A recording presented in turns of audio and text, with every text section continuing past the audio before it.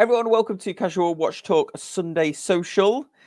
Joined by the crew today. We've lost a few members to. There's a few at the San Francisco wind up, and then we've got Mark's watching the F1, so we don't want the Miami F1, so we don't want to interrupt that. But Colby, do you want to kick us off with the wristwatch check? Yeah, well, I'm really excited to show off my new Christopher Ward 12X titanium. I can get it to focus. Picked it up this past week. It had been stuck in customs for almost 2 weeks. Wow. But I'm really enjoying it. It's really special. I'm loving the micro adjust on the clasp, and the movement is just awesome. I've heard complaints about, the skeleton watches are less legible. This one, though, I find pretty legible. I find very legible, actually. So I've really been enjoying this past week. Yeah. Well, what's the thing that stands out most of all about it? Do you think? Well, what do you think is the nicest feature about it? I love the movement. I mean, I like the Yeah. skeletonization. I think it's really well done. I haven't seen a ton of skeletonized watches, but it has a lot of dimensionality. It's really neat being able to see into the mainspring barrels, to see the keyless works and all that. And I think they've really done a good job of it. So, I also love its titanium. It's thin and light, all that kind of stuff. So, Yeah, nice. yeah. Cool. I'm a fan of titanium. Yeah. Yeah, I am. Yeah, I've only got one titanium watch currently, but I do like it a lot. Thomas, what are you wearing? I've got on my Zenith A384 chronograph. Nice. I'm not a Speedmaster fan as such, and I prefer Zenith over the Speedmaster. So this is it's a 37mm, so it wears quite small, but it's from that 60s period, 1969. It's a reissue of one from, so it's got that sort of reissue, retro reissue sort of vibe to it, so it goes with the times, I guess. Yeah, it does look I cool. really like it. Yeah, also I'm wearing my oh, sorry, go on, Colby, you were gonna ask a question. No, I was just saying nice. It's great. Nice. It is not, yeah. I'm wearing my Bremon, but also a little plug for Zelos sent me I'll do this full screen. So I'm gonna be posting a review of this hopefully later today if I can get it edited. But Zelos sent me their I think it's Helica or Helsia. Somebody let me know. Helica, I think. Helica, yeah. That's what I called it. Yeah. Well, I thought that was right. So it's got their new bracelet for them, but by the time I do this review, I think they're all sold out already. This one certainly is sold out. This was their launch day special with the blued hands and the it's stamped, but it looks like it's guilloche on the dial. It looks really, really cool. The dial looks absolutely gorgeous. That Fume dial, it's beautiful. Like a guilloche sort of radial, not really like sort of a radial guilloche on the dial. I'm not doing it any justice here, but yeah, it's such an interesting brand because they're never to my personal taste because I'm quite boring, but I just jump at the chance whenever they ask me to review one because the attention to detail and stuff on them, they do have their fan base and they're so distinctive looking. And then they've got quick release. That's the logo. Oh, the new one. Oh, in the logo. Oh, that's so cool. Yeah. Zelos do some cracking dials, don't they? They do some really, really nice dials. They're really, I think they've got a bit of a reputation for that as a really cool dial brand at a budget, at a great budget, great price point. They have like a whole mix. They use like a lot of meteorite, PVD meteorite. They use aventurine. They use the globalite material and stuff like that. It's funny because they don't make like a huge song and dance about it, whereas other people obviously make a huge song and dance about it. But Anyway, well, guys, we've pitched this as a Q&A show, so definitely let us know in the comments if you've got any questions. Obviously, guess mostly watch related, unless there's anything else you want to know that you think we might be experts at. So keep them coming in the comments section, and we will try and answer them. I definitely want to talk about some watch shopping that I did, but any other topics? I've got a question to kick you off.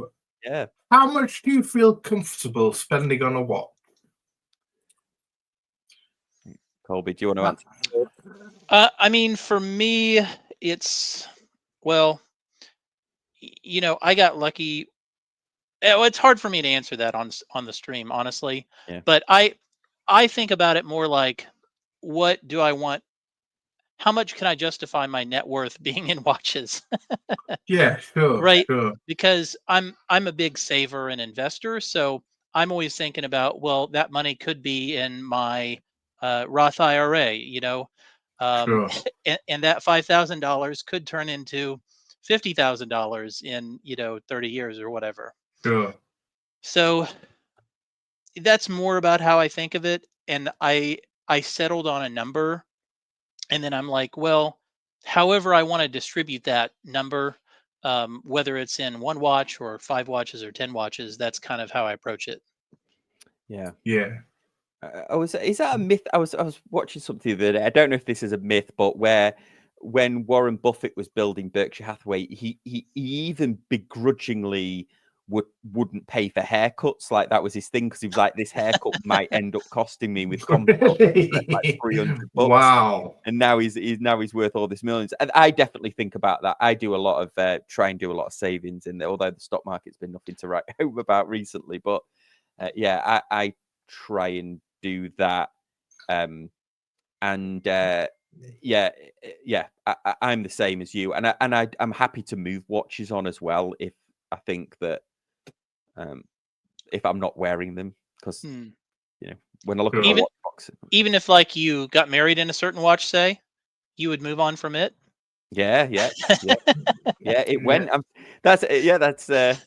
still married, so but my wife was that day, not Speedmaster.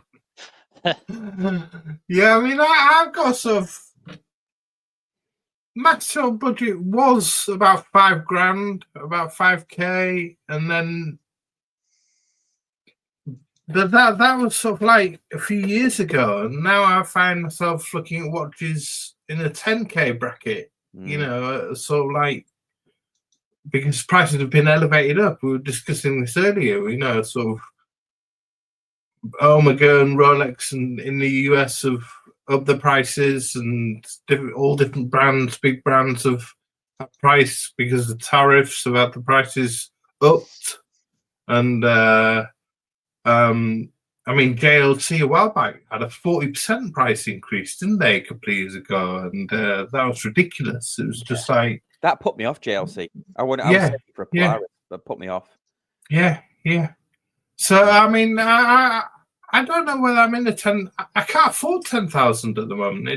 I just can't afford it. But I tend to buy a lot of watches on finance, which is a interest-free finance, which is helps me pay for them gradually. But I'm now coming down to the sort of like £2,000 bracket. The more sort of manageable, sort of less stress sort of price range.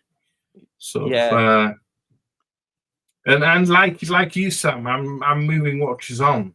I can't afford to hoard and possess these watches like Pete does. Pete loves to grow his collection and and grow a vintage collection, which I'd love to be able to do, but I'm going beyond my means then. We've got a Jurassic Time off has asked the question that we were discussing before this. Related question: have we become desensitized to SRPs to the point that big brands get a free pass on price rises. I mean, I have a strong opinion about this at the moment because I went watch shopping this weekend. Well, actually, I went to watch stores twice. One with Todd because Seiko Todd was in town at a conference in Orlando, so we went for dinner on, I think that was Thursday night or Friday night. I think it was maybe it's Friday night. No, it was Thursday night, and then I went watch shopping yesterday with my wife because I've been trying to get her a nice watch, getting her away from her Apple Watch. But I think some of the main brands now are, yeah, without wanting to get myself sued by anyone, I think they're really pushing the limits of what I think they can charge for these watches now, especially over the last 5 years, especially like Omega and things like that. Yeah. The prices have got absolutely wild. So They no, I have. don't give them a free pass, but Well, and ultimately, I think that's going to hurt them long term. I mean, when Yeah. you can buy now, as we were just talking about earlier, the Speedmaster, the white Speedmaster, is now 8,500 MSRP. I mean, it's you're just not going to get. Not a lot of people can afford that. Plus, I think it gets into the range where a person's going to say, "Well, I could get a Rolex for that." Yes. Yeah. Right. And the bottom line is most people aren't going to buy an Omega over a Rolex. That's just the reality. Oh, it's true. Yeah, you can't. If you've got that type of money, you can't really boast to people who don't know about watches that you've got an Omega, can you? Unless they really know it. But that's actually I think that's a shame about the Speedmaster, because I bought a Speedmaster originally because I liked the NASA thing, but then you find out that a lot of engineers would buy Speedmasters, wouldn't they? And it was like an engineer's watch.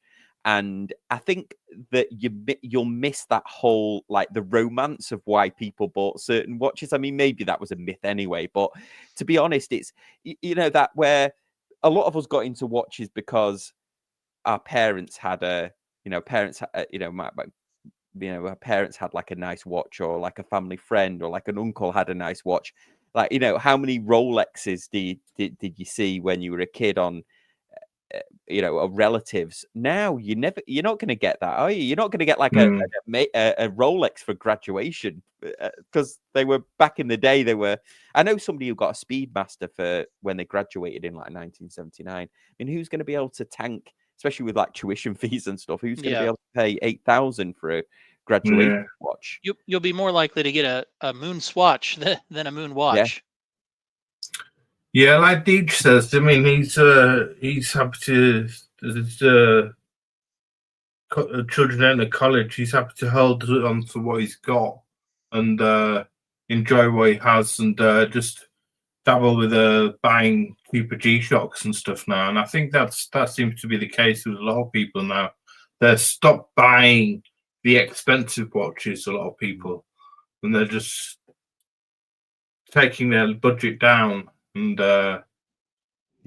buying cheaper things. Yeah, I mean, I even got offered a discount on a new tag yesterday.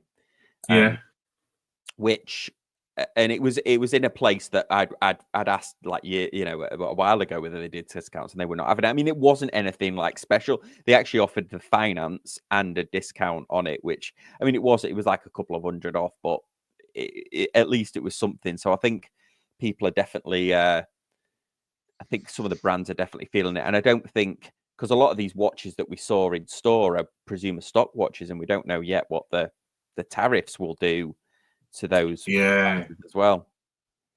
Well, and I think I'm afraid for the Swiss watch industry in the long term. I mean, if you read those Morgan Stanley reports, it's been 11 straight quarters of declining sales for the Swiss watch industry as a whole.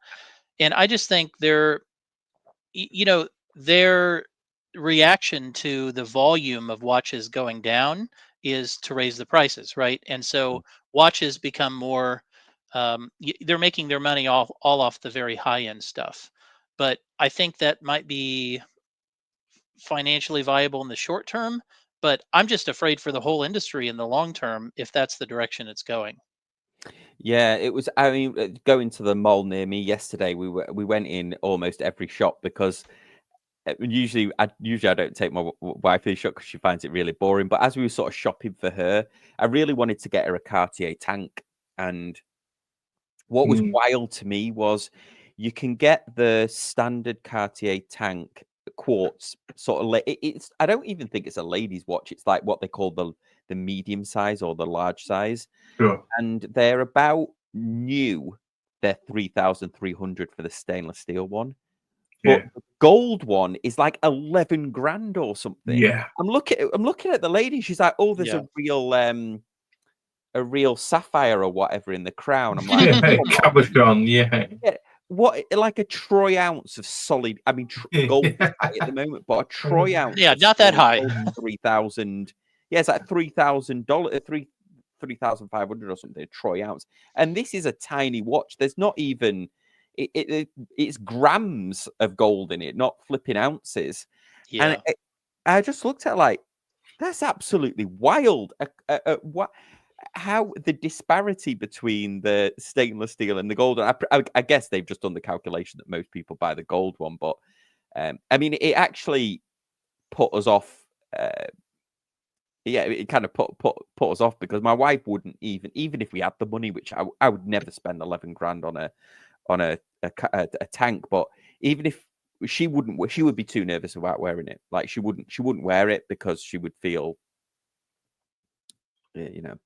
Yeah. Let's have a look. Lyndon's got a question for us. Yeah, let's have a look. Okay, so ask you anything. If you could do it all over again and you could only buy and keep one watch per price point, what would you get? 500, 1,000, 2,500.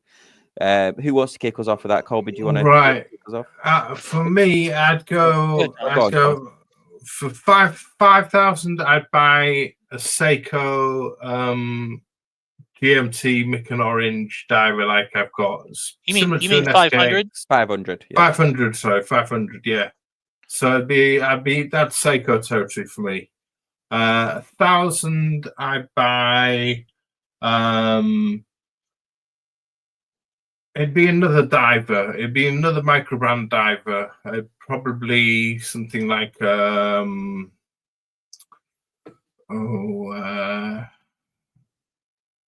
trying to think of a couple of microbrands.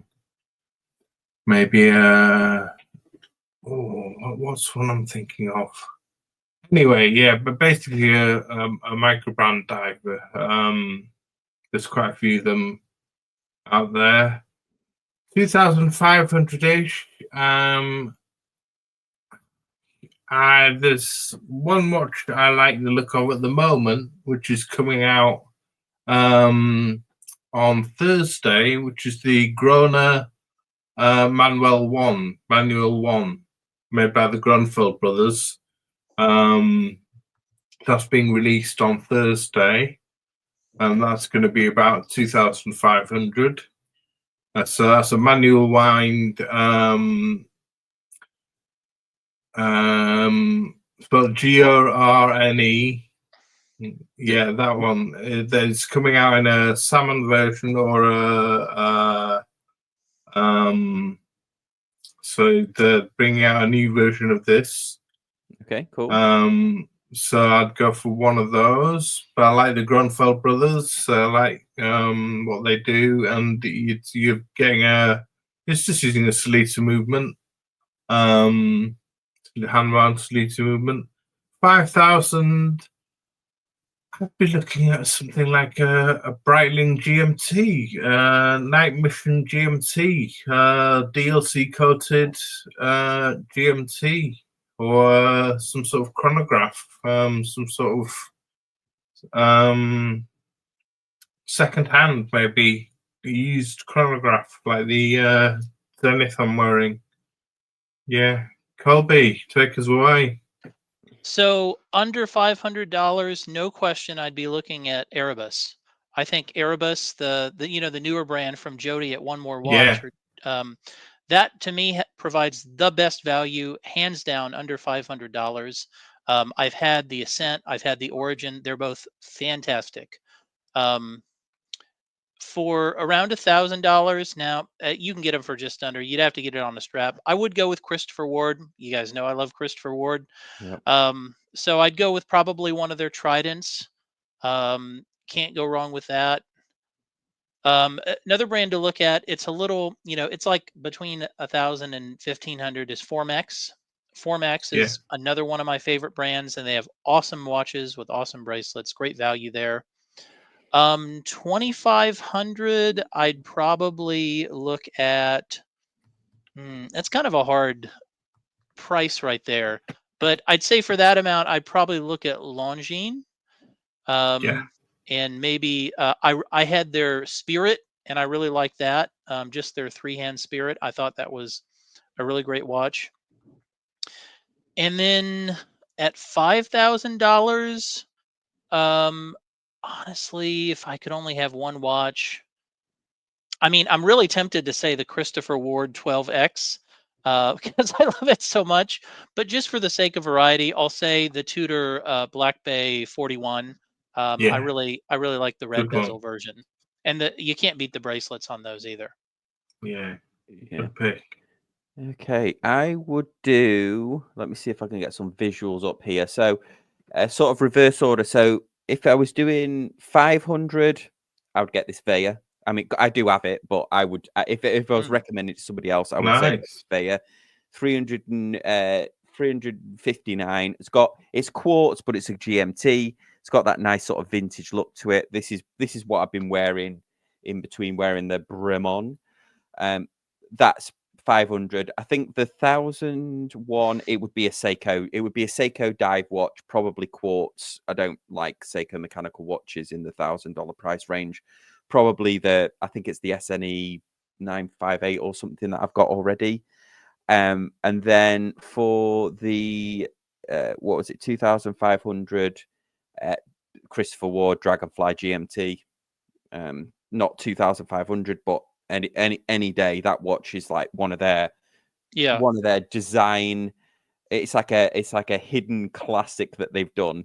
Beautiful, absolutely beautiful watch. And then 5,000, and with you, Thomas. Like I think if you can get one of these Brabants, that would be worth it. You're spot on with the Avenger. I think the Avenger's coming in just under.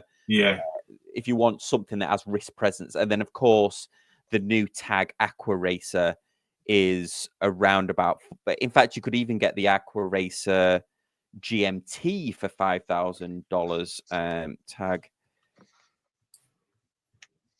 which is really, they do a the spectacular GMT mechanical GMT watch. Let's see if we can view all. So you could get the standard one for 4,200 on the bracelet, or you've got the green, the two-tone sort of Sprite version, I guess you would say, for 4,600.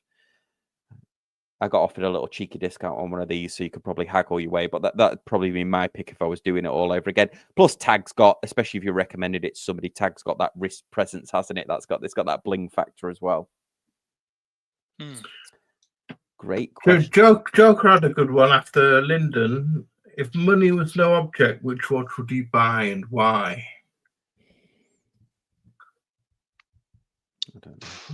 For me, it'd be my Grail Breguet. I've got a pining for Breguet 7147 Grand Fur enamel white dial. I'm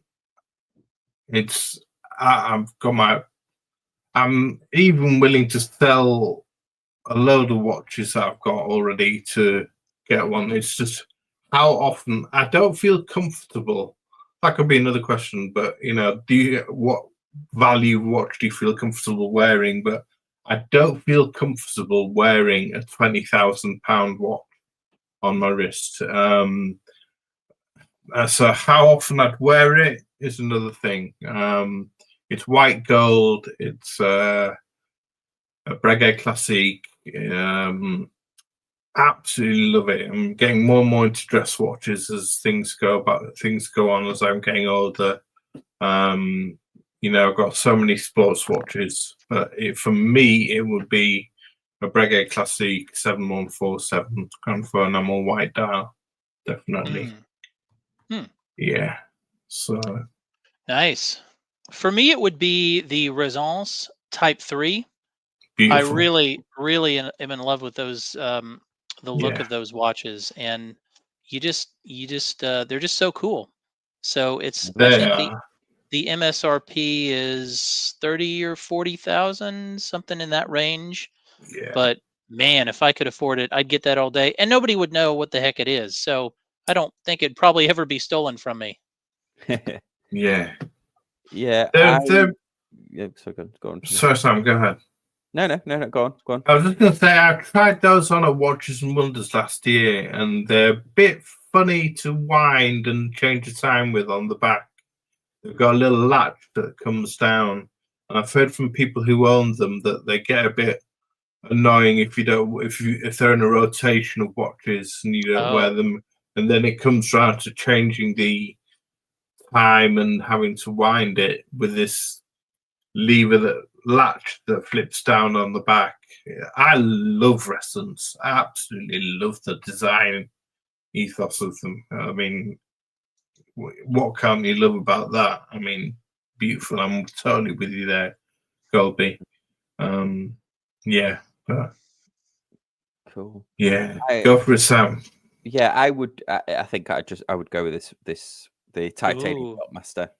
I don't like. I like the idea of very complicated watches, like the Lang & Son Zeitwerks or something like that would be a really cool watch. But I know I know I wouldn't wear it if it was a watch that money was no object and I would wear it all the time. It would probably be that Rolex, to be honest. Yeah. So. Yeah. Well, I think. Sorry, Colby. Oh well, I was. Go ahead, Thomas. I was just going to say, I'm like you, Sam. You know, I could go MB&F and things like that, and you know, all these £100,000, $100,000 watches, but I don't feel comfortable wearing $100,000 watch on my wrist at the moment. It's just I'd be, you know, scared of it getting stolen, scared of it getting damaged, scared of it. I just don't trust myself with a $100,000+ watch on my wrist at the moment. And it's, to me, I mean, this is a little bit of a touchy subject, but it's kind of a moral question too. I mean, you know, to have something on your wrist that somebody could afford a house with, I mean, it's just like, man, that's just tough. It's yeah, I know. But having said that, I don't know if I was reading the news article before that at the Miami Grand Prix today, there was some people that hired a Lamborghini boat, and it was only capable of holding 5 people, but 30 people got on it and they sank it. So that's several people's houses in the bottom of the there you go off the coast. Brassic Time makes a great point. Citizen is so popular of late because it's reasonable price point versus quality. Yeah, I mean those last couple of Citizens you see me review on the channel, I've been blown away, especially that two-tone gold and green one. They've really upped the quality of them for sure. I mean, they were always really good quality, but I think they've started responding to a lot of like the fans' requests for things, which I really like. Okay, let's have a look. I really like Christian's question, unless you want to. I was going to say Christian's got a good question. Yeah. So let's just see. Is anybody before then? So. Yeah, actually, value for money for me ain't just about the specs. You stay in the hobby long enough, you'll agree. I actually I've got a new Venezianico watch that the review will be live later, and I mentioned that in the review that after all my years of reviewing watches, like nearly 9 years now, I've suddenly I've come to the conclusion a few years ago that if you just go in after specs, you actually don't. It's not that satisfying. I think the story, the look of the watch, the feel of the watch, really, and the story behind it, and if you get to meet the brand owners, like we're obviously quite friendly with the guys at Christian Ward, really adds to the overall experience and in your enjoyment of the watch, I think. So yes, perfect, spot on comment there. Okay, so sorry. Go on. I would just say on that, for me, specs, and we could do a whole episode on this, but for me, specs are a starting point. Yes. So specs aren't enough for me to just go out and buy something, but I have to love it. I have to think it's beautiful, all that. But Yeah. often if it doesn't have certain features, I know at the end of the day I won't like it. Yeah, well, mine's the date, but That's I right. think Panerai, you good one there, isn't it, with the non-hacking second hand? Yeah. Like, why would you spend $8,000 on a watch that doesn't hack it second hand? Yeah. Yeah, I think you're right. Yeah, exactly. I mean, you wouldn't pay like, no matter how much you like the brand and like the story, you wouldn't pay, a $2,000 for a watch that had the Miyota 9000 series movement in it. So I agree with you on that point. Specs are a start, but I don't buy a watch purely on the specs, because you just end up with a lot of AliExpress stuff, wouldn't you? Okay, so Christian asks, top 3 questions you should ask yourself before a new watch purchase. Unusual considerations only. Okay, so I probably got this. So it's obviously, if it's unusual, it's not like, can I afford this? Should I? Maybe not cost wise, but is there any other things when you're buying watches, that questions that you ask yourself about the watch? Thomas, you want to kick us off, and then we'll go Colby? Unusual. So not can I afford it? Right. Okay. So are there any aesthetics about it that I really like? Any sort of anything that's gone into any guilloche work, any tremblage, any real sort of fancy work that's gone into it? Usually not, but generally I'm looking at aesthetics of the watch. It's the look of the watch. So the dial mainly. So what is the dial like? Do I like the dial? Is there anything special about it? Secondly, I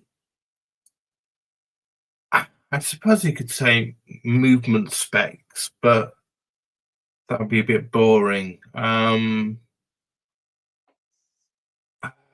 Is it made by anyone up and coming or independent? I'm getting more and more into the independent scene at the moment, rather than just or wanting to get more and more into the independent. I can't really afford it, but I aspire to get more and more into the independent scene. And is it made by an independent watchmaker, a one-man band, or someone just working with a few people? That'll be another question I'd ask myself. And I suppose finally,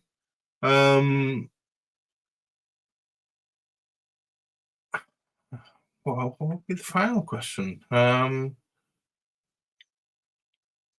Maybe we could just give 3 questions between the 3 of us. Yeah. Okay. I mean, if it's me, my first question, like, does it have the date on it? Right. Also, for me, if I can try it on, I'll try it on, because I don't know whether it's just because I've got like dry skin, but if a crown does protrude too much out and I can feel it on the back, that bothers me. And then the third question, I guess, is sort of similar to that: is it balanced well? Like, because if the watch is not balanced well, top heavy, yeah, it'll hang off your wrist, and it doesn't matter if this is 40. It doesn't have to be an Invicta. Like sometimes a huge Invicta will balance that well that you can't. Sometimes the Nixie Tube watch that I was reviewing was like a 57 mil case or something. But the balance towards the back of the case, and this is Citizen, Seiko, they're like case magicians, but there's some watches that will literally hang off your wrist, and that properly irritates me. So that like your famous Grand Seiko. Yeah. It's funny. I mean, that's still like one of my highest viewing videos. But a couple of people who've said, yeah, it does hang off your wrist. It's the way that the crystal. But yeah, so it's the balance for does it have the date, and Also, like, does the crown dig into the back of my hand? So I do a little bit of a little bit of jiggery pokery when I'm in the store. But I mean, do you have three, Colby, that you ask yourself? Yeah. So one is it's a little. I'll say it the cheeky way. Does it photograph well?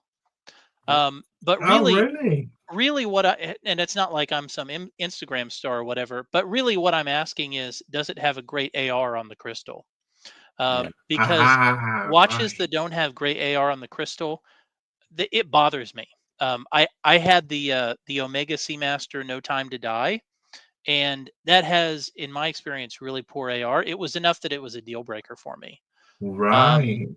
it's a lot of watches, especially when a watch has a beautiful dial. It really, really disappoints me when it has a poor AR coating on the crystal. So that's a big one for me. Yeah, Uh, because the AR coating's a weird one, isn't it? Because really, to get it properly, it has to be on the top of the crystal, doesn't it? And only really Breitling and a few brands do it because it ends up chipping off. well, I don't know. I know Tudor, for example, like some of the best AR I've experienced is Seiko has their super clear coating that they use on random models. I don't know how they decide that. Um, the Tudor Pelagos has great AR, and also the Erebus Ascents. Well, all of the Erebus watches have great AR. I don't know that any of those have AR coating on the top. I just think they have a bunch of layers of coating on the bottom.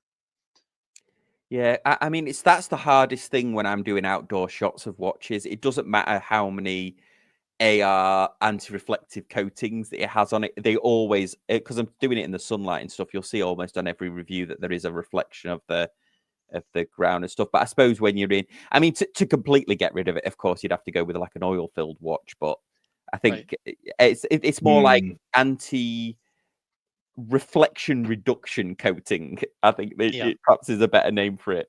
Like the Yeah. non-iron shirt is really a less iron shirt. Yeah.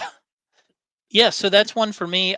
Another one is, it really mostly overlaps with what you said, Sam. It's um, the balance of a watch, and not just the balance. The center of gravity is Yeah. I think contributes to making the watch hug the wrist. And also, I kind of, if I can do this and not have the watch head slide around, like for whatever reason, either because it has a low center of gravity, or because I can get a perfect fit with a good micro adjust, or just because the watch is light, that's always makes me want to wear the watch. Yeah, that's the problem with like precious metal watches, isn't it? Platinum and things like that, where the watch is so heavy it'll move around on Yeah. your on your wrist. But And then if you get sweaty at all, then you just can't control it, and it just slides up and down the wrist. That annoys me. cool. Was that three? Was that the balance? It was two, but But hey, we did well between the three of us. Yeah, we got like we got a mishmash. We got 7-ish. 6 or 7, didn't we? Yeah. Yeah, so yeah, on a modest, so Beast Tuner is saying on a modest budget, I like Tissot, Hamilton, have some great choices. The most exciting, I think, the most exciting is that sub $1,000 mark. If you like quartz, things like that, there's a lot of really cool. I mentioned Veya, but there's a lot of cool. Like this Zelos is 500. There's Venezianico watches that have been reducing. I mean, you're getting a watch that looks like $1 million for like $800. They have got Miyotas in them, the integrated sports watch ones they do, but the divers and stuff, stone dial watches for the aventurine dials that they did Venezianico, they're gorgeous, weren't they? Yeah. It's there's a real lot of exciting stuff going on in that. I would point to Pittsman. It's a brand that I brought up on the show before, but it's a South Korean brand. I'm a really big fan of Pittsman because they have these line of watches with high accuracy quartz movements. They're Overture. Plus, they have great bracelets with quick release end links and on the fly micro adjust. I just think they're incredible value for what you're getting. Oh, and all of those Overtures are on sale for half off right now. Yeah. And these are the high accuracy quartz ones. Yes, and if you want a date, they have a version with a date as well. Oh, well, I hope so. Otherwise, I'd. Yeah, I have. Watch Chris is a fan of these. Watch Chris has reviewed a couple of these. That one's a cheeky bit like a Zenith, isn't it? But Yeah. I know Watch Chris. I think he might have reviewed this one, the Pittsman too. I know he's a fan of it as well. Awesome, and Seiko's really good as well. I mean, Seiko, their cases and stuff like the tuner and things like that just wear so well. Okay, let's have a look. See if we've got. Hey guys, love the. Okay, so that's not a question. Russell, thanks for being so active in the comments, mate. You know you're always welcome on. I know you have like a busy Sunday night getting the kids to bed and stuff. So you should come to Put date at 4:30 on the tilt. Do you like dates at 4:30, Sam? Yeah. I mean, 6 o'clock is the ultimate date position for me. Do you think? Yes. Yeah, 3 is the second, like this. Color code date wheel. I think actually a date complication is also shows that it's a good design. You know, that the watch, the person that's made the watch has thought of the whole design aesthetic. Color match date wheels really do look nice. Yeah. Yeah, this Zelos is at 6 on there as well. Right. A poorly placed date or a poorly sized date, because sometimes they're tiny, aren't they? That can ruin it. But I do agree that 6 is the best position for the date window. Although I did just pick up this Seiko, and it has the 4:30 date, but it's oriented north and south, and that's the way to do it, in my opinion, if you're going to put it at 4:30. Yeah, so Sam Nova says he's got the Erebus accent on order. So nice. He just ordered it now, just after you praised them. Yes, great. Press the buy. You're going to be pleased, Sam. It's a great watch. Oh yeah, here you go. So as a brand that never gets discussed on the channel, I would like to say that CW1236 Forester Lavender can be pulled off on a male wrist. Can be pulled off on a male wrist. Yeah, opinions on the aesthetic with the colorway. Cheers. So 36 mil. So this is a question. Would you say the CW1236 Frosted Lavender can be pulled off on a male wrist? I know a lot of guys that bought that 36, the 36 Sealander, although that is deep in the GMT. I guess it depends on the size of your wrist and how it wears, really. What do you guys? I mean, Thomas, your Zelos Zenith is 36, 37. 37, yeah. But I've got 36 mil watches that I wear, and I find them fine on my wrist. I wear 44 mil Panerais. I wear 36 mil watches. I used to have a vintage collection which went down to 30, but they were a little bit too small.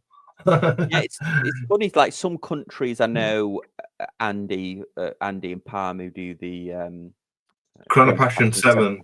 Andy loves small watches, and like apparently the Spanish collecting scene. I did an upload with him about small watches. I mean, he'll wear like 34s and stuff like that. Yeah, I've got 34 Omega. Yeah, I wear. And a lot of those older Rolexes that you see on the golf course, they're the 36s usually, aren't they? Like you see like the day dates, the 36 day dates. Yeah.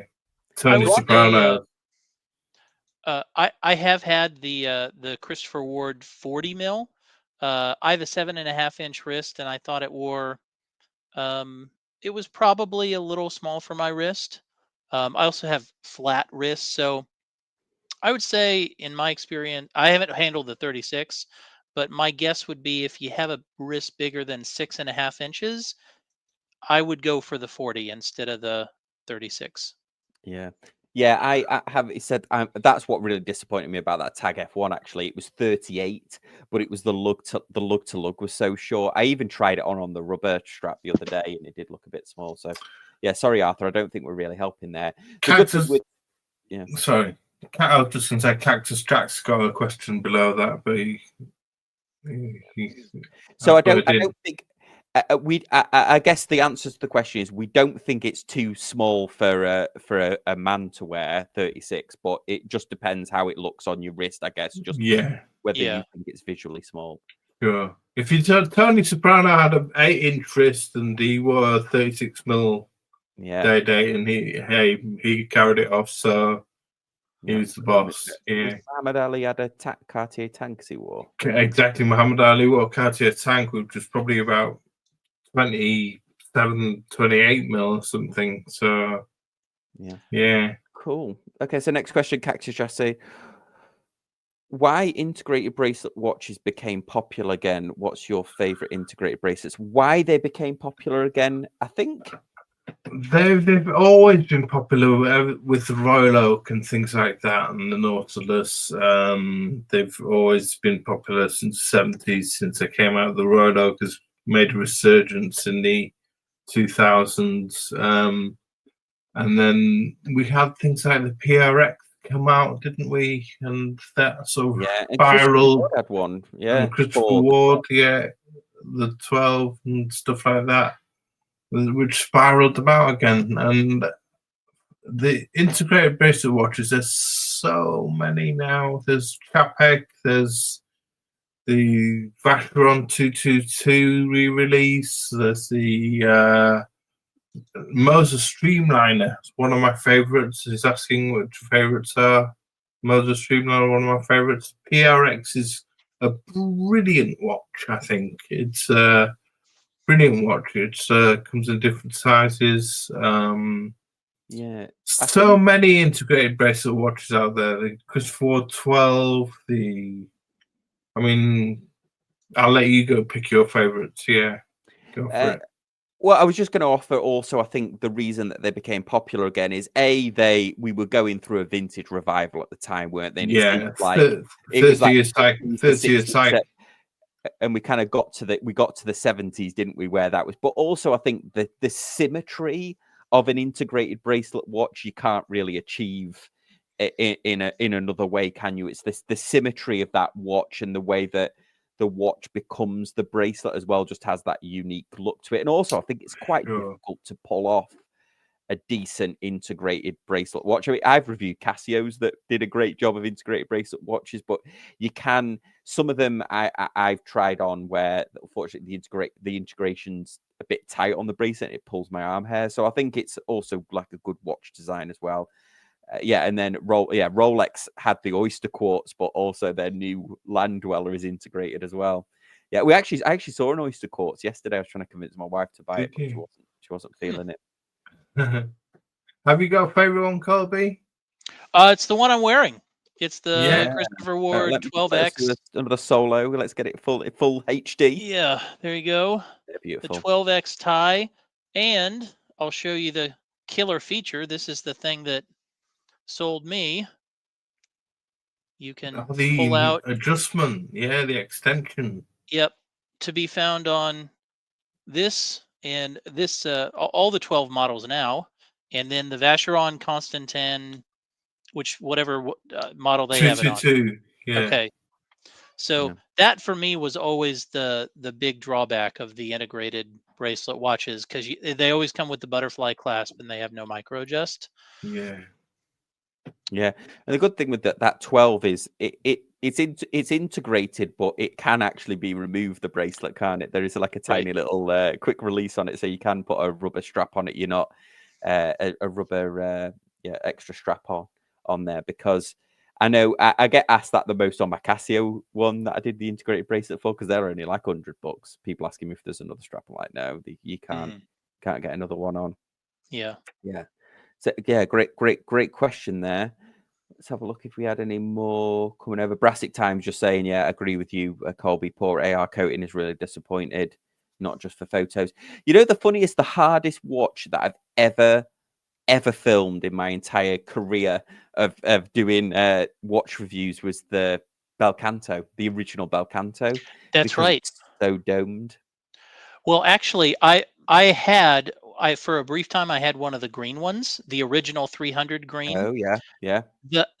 I have one of a current version, the Dragonfly Blue. The AR got a lot better between the first batch and the second batch.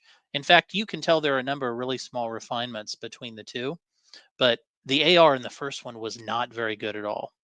No. I thought of another question for the what I ask myself about watches, which I like. I like if I'm buying a high end watch, I like it to be either Corsk or Metas or timed in some way.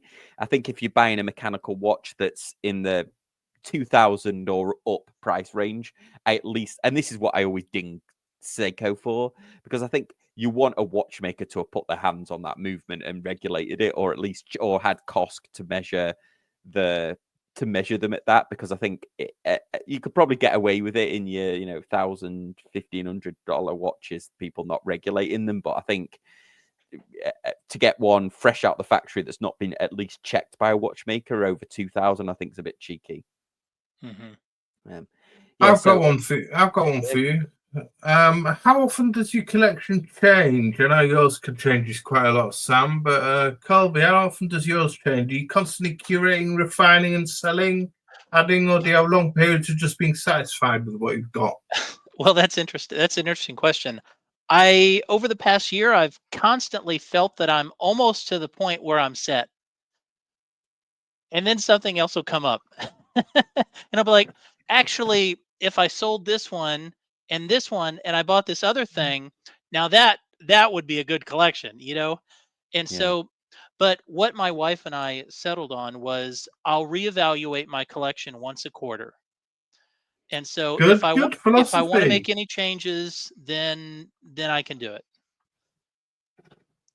Yeah, I think also at the moment is I reevaluate my collection all the time, but I think at the moment the thing that's stopping me selling is because the market is down on everything, isn't it? Like the market is down if you're selling them, so you either have to have a good selling group that you're in or something like that where people understand the value of it. Because I haven't sold anything on eBay since quite a while now, certainly not this year. So because I think the market is just a little bit down at the moment, so I might hang on to see what happens. It might go up for pre-owned if the tariff thing kicks in and the newer watches are becoming more expensive or harder to get hold of. Do you both have a preference of platforms that you sell on, like Chrono24, eBay, Facebook Marketplace, established authorized dealers, or secondary grey dealers, or forums, or? I sell quite a bit on Chrono24. I stopped selling on eBay. Anything over $500 because of the 15%. So for me, it's Chrono24. It's just a much more reasonable fee. Yeah, I like it. I like eBay and Chrono24. I have tried selling watches to the grey market dealers. The popular ones. The ones owned. They really lowball you. Well, yeah, because they have to, especially if it's a brick and mortar store. They're gonna. I mean, they have to make a big profit on it for it to be worth it for them. Yeah, I'm an eBayer. Yeah, I'm like you, Sam. I stick to eBay. Yeah, I think fees are a bit better in the UK, aren't they? Than the US? Zero fees. Everything's free to list. So it's that's crazy. Yeah. I will say, in my own watch collection, I think the big change that I've been going through is, I've had times where I've had 12 or 13 watches, and I've realized that I want to wear all my watches. Like I want to give them a lot of wrist time, because like I just want to make memories with my watches. I want to use them. Sure. And so I've really been thinking hard about how many watches do I really need? Yeah, and it's funny actually. The reason that I've kept this, I've talked about it on the channel before, what this Braemon is, because it's imperfect. Like there is a lot wrong with it, but I think that before this, I was always like searching for perfection, and maybe it was like the uncanny valley or whatever, the Polar Express eyes, where in order to make CGI look realistic, you've got to make it look rough. You've got to have people have got to have dimples and scars and stuff like that on their face in order for it to look realistic. I think that's why I've warmed to this this Braymont quite a That lot. leads me on to another question. Which would be the last watch in your collection that you would sell, and why? For me, it's the IWC Mark 20 because that's the watch I proposed in and got married in. Right. Yeah. Sam?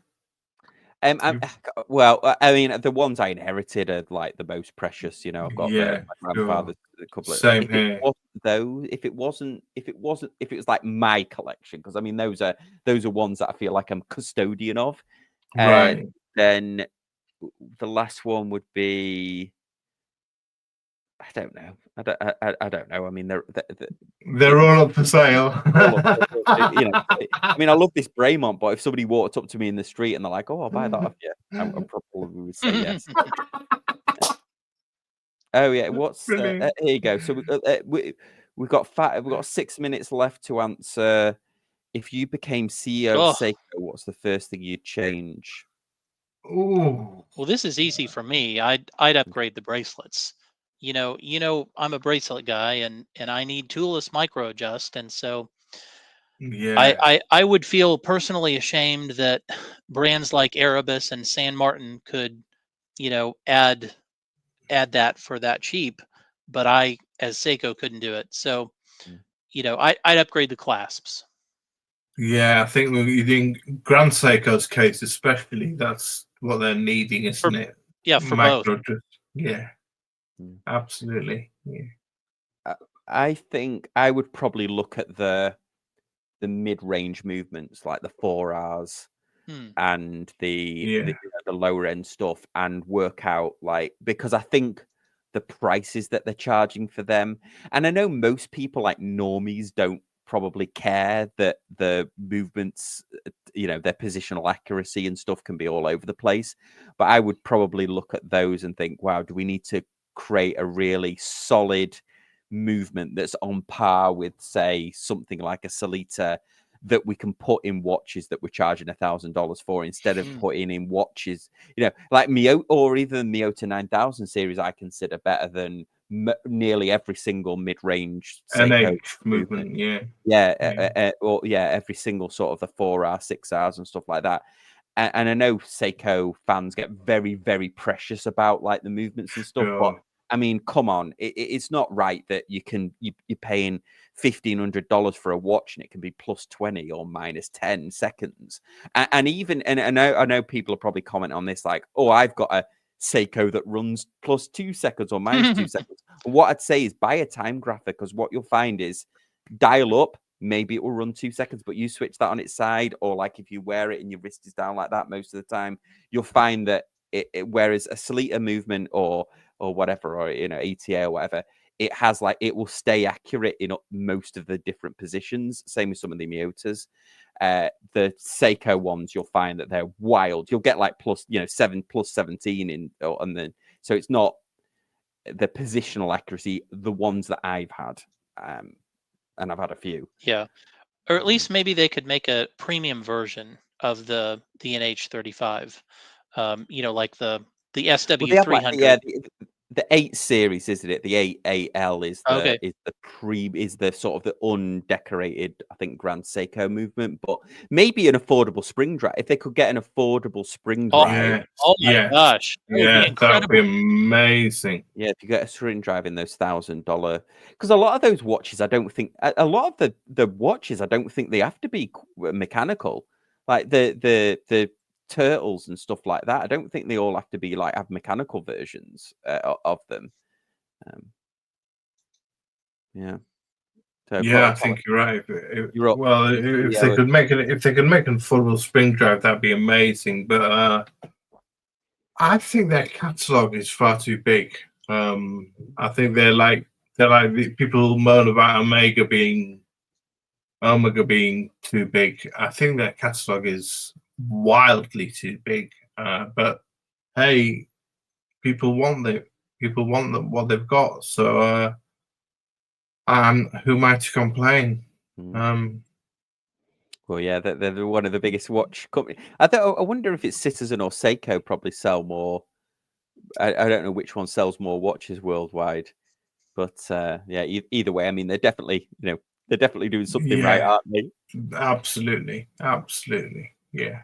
They're a gateway brand for so many people into this hobby.